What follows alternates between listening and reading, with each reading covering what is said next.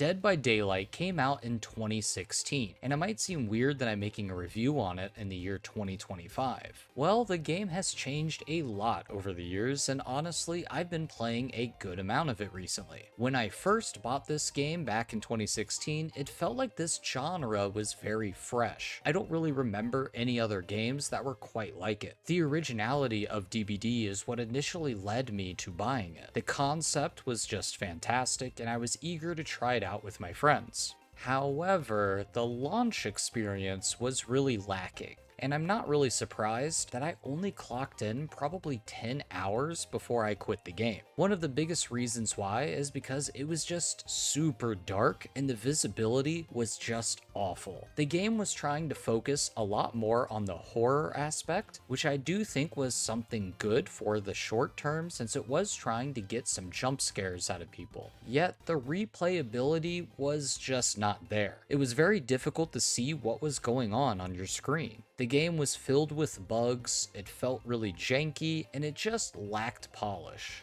Fast forward to 2025, and the game is now just so much better. Personally, I probably wouldn't have even thought about trying DBD for a second time if it wasn't for the fact that they released a Tokyo Ghoul crossover. I'm actually a pretty big fan of the manga, so I wanted to check it out, and being able to play as Kaneki was a huge reason why I decided to give it another go. So, what is Dead by Daylight? It is a horror-themed multiplayer PvP survival game where you can play as a survivor or as the killer. As the survivor, you work as a team of 4 people to try and escape. To keep it short, you have to complete 5 generators. Once those are done, you unlock the exit gates. Then all you have to do is open those gates and run out. As the killer, you are trying to chase all of the survivors around the map, hit them, then place them on hooks until they all die or escape. A lot of the time, the core gameplay is basically running around in circles, which seems pretty boring when you say it out loud. However, DBD pulls the cat and mouse gameplay off surprisingly well. There is a little bit of hide and seek type gameplay, but it definitely isn't the focus. A lot of the time, you are just running around looking for windows to jump through and pallets to drop. The gameplay is all focused around the chase. The game offers a lot of different characters to choose from, each having unlockable perks. This is what changes how each game is played. Each killer and survivor get to equip 4 different perks. You also have add-ons as the killer and items as the survivor. There are a ton of different combinations that you could try out, each offering different playstyles. As a survivor, you can focus on healing, repairing generators, or going for flashy saves. There is a huge variety of weird tricks available for you to try out as well, and this is what helps DBD have such high replayability. I'm almost at 300 hours in this game so far, just from the past couple of months alone.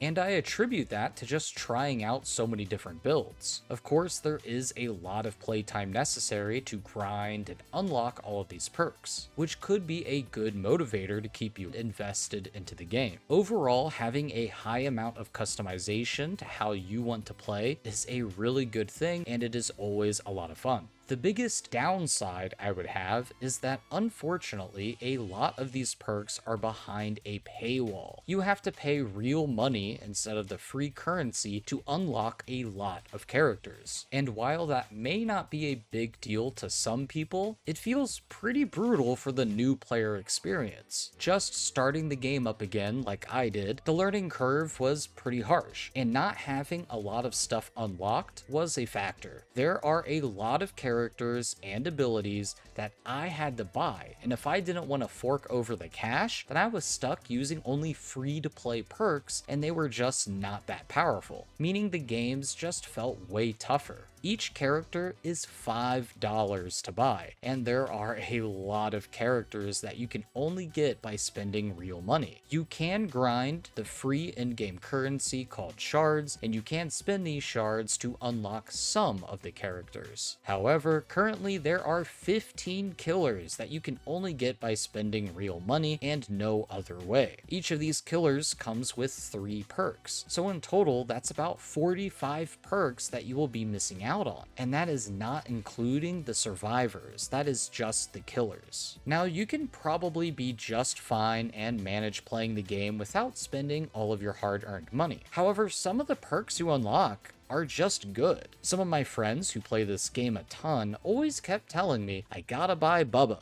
You need Bubba. How come you don't have barbecue? You need barbecue and chili. Why are you running this instead of that? It's basically all I heard whenever he watched me play. But yeah, I get it. Some of the perks that you can buy are just really insane and help you out massively. So I'm not a huge fan of this system. I do understand that these are licensed killers and this is just what they have to do in order to have these big franchises in the game. I'm just not a fan of how strong and necessary some of these perks seem to really be, which is of course something they are probably doing on purpose to help incentivize you to spend more money. Now, they do have a system called the Shrine of Secrets, where you can maybe by chance be able to buy perks with your saved up shards. According to my friend though, it's probably very unlikely that amazing perks like barbecue and chili would ever be in there. So if you're looking to not spend any additional money after the initial purchase of the game, you probably won't be too happy. As long as you are patient though, some of these characters do go on sale, so just try to wait out for that the best you can.